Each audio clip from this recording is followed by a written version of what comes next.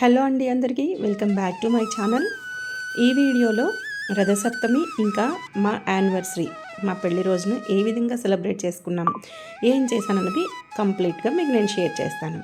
అయితే తానొకటి తెలిస్తే దైవం ఒకటి తలిచిందని మొత్తం అంతా రివర్స్ ప్లాన్లో అయిందనమాట.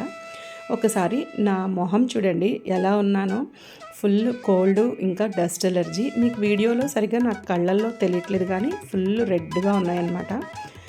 లైటింగ్ చూడాలన్నా కళ్ళ నుంచి అట్లా వాటర్ వచ్చేస్తుంది, లోపల నుంచి దురదలు. 3 days నుంచి ఇబ్బంది పడుతున్నాను. అయితే ఈ రోజుకి తగ్గిపోతుందేమో అనుకున్నాను, కానీ అస్సలు తగ్గలేదు.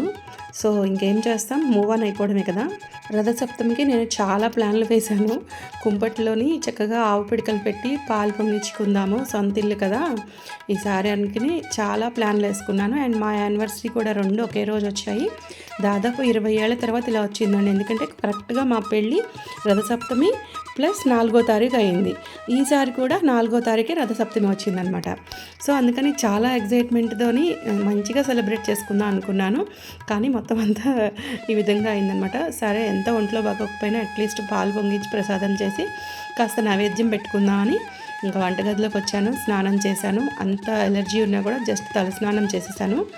ఆవు పాలు మాకు నార్మల్గా తెస్తా అన్నాడండి మా పాలబ్బాయి, కానీ తనకి ఏమైందో దొరకలేదు అనుకుంటా, తీసుకురాలేదు. ఇంకా ఈ నార్మల్ టెట్రా ప్యాకెట్స్ తెప్పించేసి ఇంకా నా దగ్గర కొత్త డ్రెస్సు శారీ అయితే కుట్టించుకున్నాను. ఇంకా శారీ కట్టుకునే ఓపిక అస్సలు లేదు నాకు, చాలా హెడేక్గా కూడా ఉంది. ఇంకా అందుకని నార్మల్గా కొత్త టాప్ ఒకటి ఉంటే అది వేసేసుకున్నాను. పాలు ఆల్రెడీ పొంగించడానికి గిన్నెలో పోసి పెట్టాను కదా. ఇంకా పసుపు రాసుకుంటున్నాను కాళ్ళకి. పసుపు రాసుకున్నాక ఇంకా దేవుడికి ఈ నైవేద్యం చేస్తూనే నేను చేసే పనులన్నీ కూడా మీతో నేను షేర్ చేస్తాను ఈ వీడియోలో.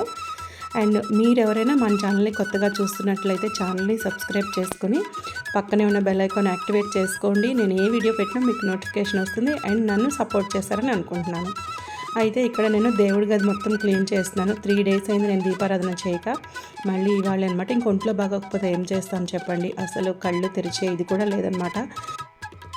సో ఇంకా పూజ గది మొత్తం అంతా క్లీన్ చేసేసి ఇక్కడ పూలు అన్నీ సర్దుకుంటున్నాను అనమాట. పూలు నిన్న సాయంత్రం మా ఎదురుగుండానే ఉంటుంది, తెప్పించుకున్నాను. ఇదిగోండి ఇక్కడ పాలు పొంగుతున్నాయి. కొద్దిగానే బియ్యం తీసుకున్నానండి, ఎందుకంటే కొంచెం చేసినా కూడా మిగిలిపోతుంది కదా, అందుకని జస్ట్ ఒక 3 గుప్పెళ్ళు తీసుకున్నాను. బియ్యంలో ఆవు నెయ్యి కలిపాను. మొదటగా మా వారు ఒక 3 సార్లు వేస్తున్నారనమాట, కొంచెం కొంచెం తీసుకుని. మా అబ్బాయి ఉంటే మా అబ్బాయి చిక్కు కూడా వేయించేదాన్ని. మా మామయ్య గారు కూడా లేరు, బయట వాకింగ్కి ఎక్కడికో వెళ్ళారు. సో ఇంకా మా అబ్బాయి కాలేజ్కి వెళ్ళిపోయాడు. మా వారు వేసిన తర్వాత నేను కూడా వేసేసాను. పాలు పొంగిందంతా సిమ్లో పెట్టేసి, అంటే బయటికి పొంగనివ్వలేదండి, స్టవ్ అంతా అది బర్నర్స్ పాడవుతున్నాయి ఏదైనా పొంగితే. సో అందుకని ఇంకా నార్మల్గా అలా పొంగి వచ్చిన తర్వాత తీసేసాను. అది నెమ్మదిగా ఉడుకుతూ ఉంటుంది. ఇంక నేను బ్రేక్ఫాస్ట్ అయితే ఏం ప్రిపేర్ చేయలేదండి, అస్సలు నాకు సరిగా లేదని చెప్పాను కదా. ఇంకా పాలు కాచేసి ముసలి ఉంటుంది కదండి, ఆ ముసలి వేసేస్తున్నాను పాలల్లోని. మా మావయ్య గారికి ఇచ్చేసాను ఫస్ట్. ఇంకా నేను మా వారు కూడా తినాలన్నమాట. అయితే ముందు పూజ చేసుకుందామని దేవుడి గది మొత్తం రెడీ చేశాను కదా. ఇక్కడ కొబ్బరికాయ కొట్టి మా వారికి ఇస్తే మా వారు నైవేద్యం పెడుతున్నారు. దీపారాధన అది కూడా మా హస్బెండే చేశారు. నేను ఇంకా అక్కడ కూర్చొని, ఎందుకంటే అవన్నీ నాకు అగరబత్తి స్మెల్ చేసినా కూడా నాకు ఫుల్ తుమ్ములు వచ్చేస్తున్నాయి, కళ్ళ నుంచి నీరు కారిపోతుందనమాట. ఇంక అందుకని నేను ఈ పని అంతా చేస్తే మా వారేమో దీపారాధన చేసి చక్కగా నైవేద్యం అది పెట్టారు. ఆయన పూజ అంతా అయిపోయిన తర్వాత తనకు కూడా నేను పాలల్లో ముసలి వేసి చేస్తున్నాను.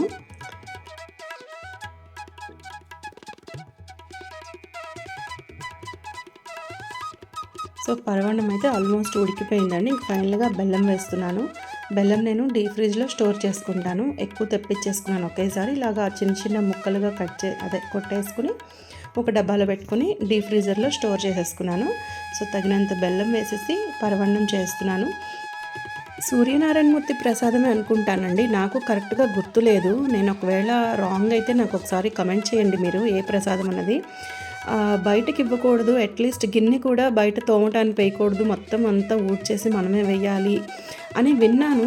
అది సూర్యనారాయణమూర్తి ప్రసాదమా లేకపోతే ఏంటన్నది నాకు అస్సలు అయితే గుర్తు లేదనమాట. సో మీకు ఎవరికైనా తెలిస్తే మాత్రం ఒకసారి నాకు కమెంట్ చేయండి. అండ్ ఇక్కడైతే చిక్కుడాకులు తెప్పించానండి. చిక్కుడాకుల్ని నీట్గా వాష్ చేసుకుంటున్నాను. 7 చిక్కుడాకుల్లోని కొద్దిగా ప్రసాదం పెట్టి అంతా కమర్షియల్ అయిపోయిందండి. ఇది వరకు మన ఇంటి పెరట్లో ఉన్న చిక్కుడాకులు తెచ్చి నైవేద్యం పెట్టుకునేవాళ్ళం. ఇప్పుడు పెరడు లేదు, వేసుకోవటం లేదు కాబట్టి సో కొనుక్కోవాల్సి వస్తుంది కదా. చిక్కుడాకులు, జిల్లేడాకులు 50 రూపాయలు తెప్పించానండి. 1, 2 ఒక 5 రూపాయలకి పెట్టమ్మా అంటే అస్సలు పెట్టట్లేదు. సో ఈ 7 ఆకులు వాడిన తర్వాత మిగతావన్నీ పడేయడమే కదండి, మనకేమి యూజ్ అవ్వవు. జిల్లేడాకులు కూడా అంతే, నలుగురం ఉన్నాము, 4 చాలు అంటే అసలు వినలేదు. చాలా ఆకులు ఇచ్చారు, అవి 50 రూపాయలకి తక్కువ ఇవ్వమని. సో అన్నీ మిగతావన్నీ పడేసుకోవడమే. ఇది వరకు మన ఇంటి చుట్టుపక్కల ఎక్కడైనా ఉంటే తెచ్చుకునేవాళ్ళం. ఇప్పుడు నాకు చూద్దామన్నా ఒంట్లో కూడా బాగాలేదు కాబట్టి నేను ఇంకా వెళ్ళడం కుదరక బయట కొని తెప్పించానమాట. సో ఇక్కడైతే నేను ప్రసాదం అంతా కూడా 7 ఆకుల్లో సర్దేశాను. ఇంకా బయట తులసమ్మ దగ్గర ఈ ప్రసాదాన్ని పెట్టేస్తాను, ఎందుకంటే అక్కడ మాకు సూర్యుడు ఇంట్లోకి వస్తాడు. సో ఫైనల్గా పూజ అయితే ఈ విధంగా చేసేసారు మా వారు. ఇంకా నైవేద్యం అది కూడా పెట్టేసామన్నమాట. సో మేము ఇంకా యానివర్సరీ రోజు ఇంకా అట్లీస్ట్ ఎక్కడికి వెళ్ళకుండా ఎలా అని మాకు దగ్గరలో ఉన్న శివాలయానికి వెళ్ళి దండం పెట్టుకొని వచ్చాము. నేనైతే పెద్దగా రెడీ అవ్వలేదండి, శారీ అది కూడా కుట్టించుకున్నాను కానీ నా వల్ల కాలేదు. సో ఇది ఈ వీడియో నచ్చితే లైక్, షేర్ అండ్ సబ్స్క్రైబ్.